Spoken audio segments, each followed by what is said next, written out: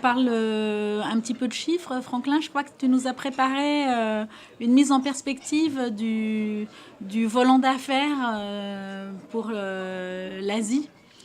Alors effectivement, j'avais essayé de préparer quelques données sans assommer Heureusement qu'il y en a un qui bosse autour de cette nos auditeurs de chiffres. Je note avec plaisir qu'il est mis avec des notes. Voilà. La seule personne sérieuse à cette table. Ce n'est pas le François Hollande du tourisme qui cachait ses notes, mais bien.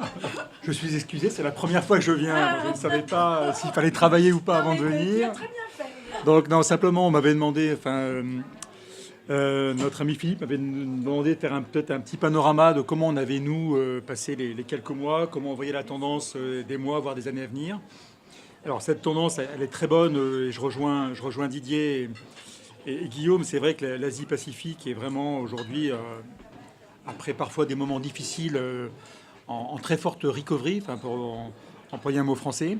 J'ai regardé un petit peu rapidement les derniers stades au départ de la France, c'est-à-dire juillet-août, ce qu'ont fait les aéroports français au départ de Paris, essentiellement vers l'Asie-Pacifique. Et c'est vrai qu'on est sur une croissance de 8%. Ce qui est très très fort. C'est un chiffre qu'on n'a pas vu depuis très très longtemps. Et pour la première fois, depuis bien longtemps, toutes les zones sont bien orientées.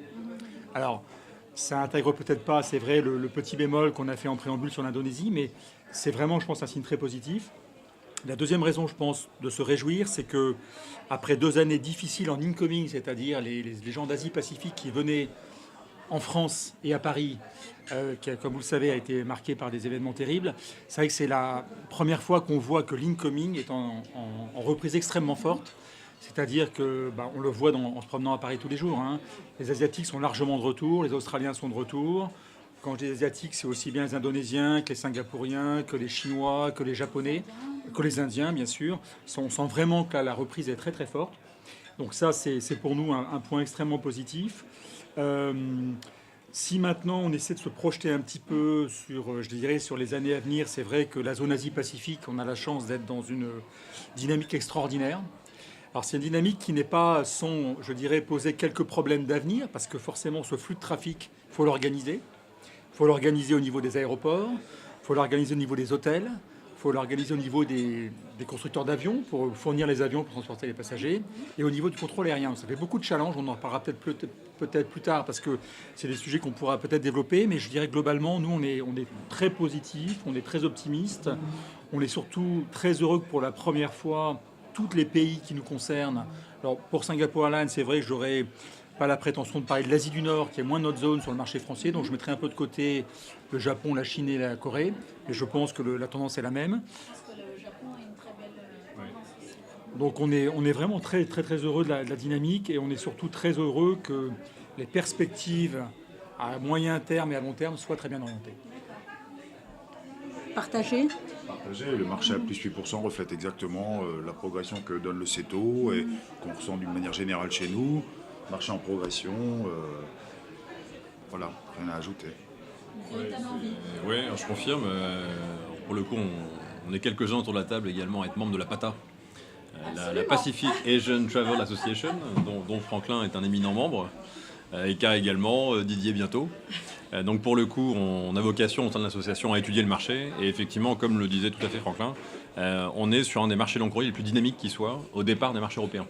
Donc c'est hyper intéressant parce que c'est pour autant un marché qui est relativement mature pour le marché français, et on est sur des croissances étudiées là aussi par nos partenaires, Forward Keys que j'évoquais tout à l'heure, sur des croissances à plus 8 sur l'exercice terminé, et une croissance estimée à 2 chiffres sur l'exercice qui démarre. Donc on sait qu'on est sur un marché qui a une belle croissance depuis le marché français. Le sujet qui nous obsède, nous, tour opérateurs, Didier, tu me diras ce que tu en penses, c'est véritablement, il y a 3 sujets qui nous obsèdent, j'ai envie de vous dire, c'est les stocks. Pour faire simple. Parce qu'il faut que tu les partages avec certains pays Ouais, émetteurs un tout petit peu plus peuplés que les nôtres, c'est ça, si j'ai bien compris? Exactement ça, Muriel.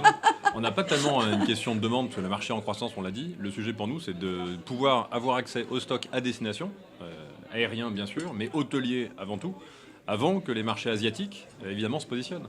On est face à une classe moyenne en très forte progression sur le marché chinois, sur le marché indien, sur le marché indonésien.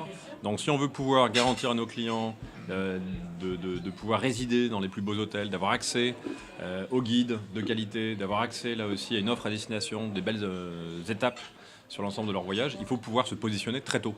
Donc l'un des enjeux majeurs avec nos partenaires de la distribution, c'est pouvoir les convaincre d'expliquer à leurs clients qu'il faut se positionner très en amont si on veut pouvoir réserver pour eux les meilleures prestations. Mais vous, les Théo, est-ce que ça change votre façon d'acheter? Est-ce que vous revenez à de la garantie? Ou est-ce que ça a du sens? Comment vous allez pouvoir impacter ça?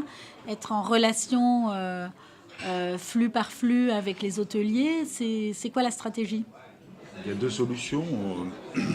La techno y répond en partie. On a quand même maintenant, même sur l'Asie, des bed banks qui peuvent donner au jour le jour les disponibilités, les tarifs, etc., etc. Mais là, je dirais qu'on réserve, mais on subit une situation. Lorsqu'on utilise un bed bank, on subit la situation. L'idée, comme disait Guillaume, c'est peut-être de prévoir à l'avance sur les dates qui nous intéressent, qui intéressent la majorité de notre clientèle, c'est-à-dire à savoir les vacances scolaires, celles qui permettent d'emmener les enfants ou de les faire garder, peu importe. Il y a des dates sur lesquelles dont les Français sont friands. Et bien celles-ci, si on veut leur donner effectivement les bons hôtels au bon tarif, et pas acheter, puisque les hôtels yield aussi leurs tarifs, si on veut leur donner les bons tarifs sur les bons hôtels et sur les bonnes dates, et bien il faut venir vers le tour opérateur, enfin que l'agent de voyage aille vers le tour opérateur le plus tôt possible et que le client aille vers l'agence de voyage le plus tôt possible. Et c'est la meilleure garantie qu'il puisse avoir pour avoir un bon produit au bon prix. D'accord. Mais en aucun cas, vous, les tours opérateurs, vous n'allez vous engager financièrement sur certains stocks à destination. Si? Si, on le fait. D'accord. On ne le fait pas obligatoirement sur les hôtels. On n'en est pas encore là chez Visiteurs, mais sur les compagnies aériennes. Si ce ne sont pas des prises de risque à 100%, ce sont des prises de risque à 70, 75, voire jusqu'à 80% sur des allotements. On doit le faire. Je dirais que c'est un peu aujourd'hui la base du métier. Lorsqu'on on a été récompensé par les agents de voyage, par leur confiance et par leur volume de travail, à nous maintenant, en dehors de l'aspect marketing et de l'aspect intéressant des voyages qu'on leur propose, d'avoir aussi un stock qui permette de leur dire oui lorsqu'ils nous confient leurs clients. On doit le faire. Quand on a un historique fort avec nos partenaires à destination et avec nos partenaires aériens, c'est évidemment indispensable pour nous, grâce à la longévité de nos partenariats, grâce à la fidélité qu'on peut démontrer auprès des destinations, des compagnies, des réceptifs, évidemment, de pouvoir obtenir de leur part les meilleures conditions. Parce que l'ensemble de ces acteurs sont amenés à travailler sur un très grand nombre de pays émetteurs. Et il est hyper précieux pour nous, effectivement, de pouvoir mettre la main sur ces stocks avant les autres, de pouvoir les alloter s'ils ne sont pas encore vendus ou prévendus auprès du marché, et de pouvoir inciter nos partenaires, aériens, hôteliers, office éventuellement, et puis réceptifs, parce que les guides, c'est vraiment le nerf de la guerre, on le sait. Trouver des bons guides français, francophones, à destination, c'est un vrai enjeu sur l'Asie. Donc il y a aussi un travail de lobbying de notre part, auprès de nos bureaux réceptifs, mais aussi auprès des autorités gouvernementales, des ministères du tourisme en Asie, mais aussi en Océanie, au Moyen-Orient, pour faire en sorte que les guides soient formés pour travailler avec la clientèle française. Donc ça, c'est un sujet clé pour nous, et on y arrive du fait de la qualité des relations et de l'histoire qu'on peut avoir avec ces destinations. Un écho pour le guide, de toute façon, en Indonésie, ça c'est clair, il faut avoir une licence pour devenir guide officiel déjà. Donc il faut avoir, on a l'association des guides, surtout à Bali, sont très très bien contrôlés.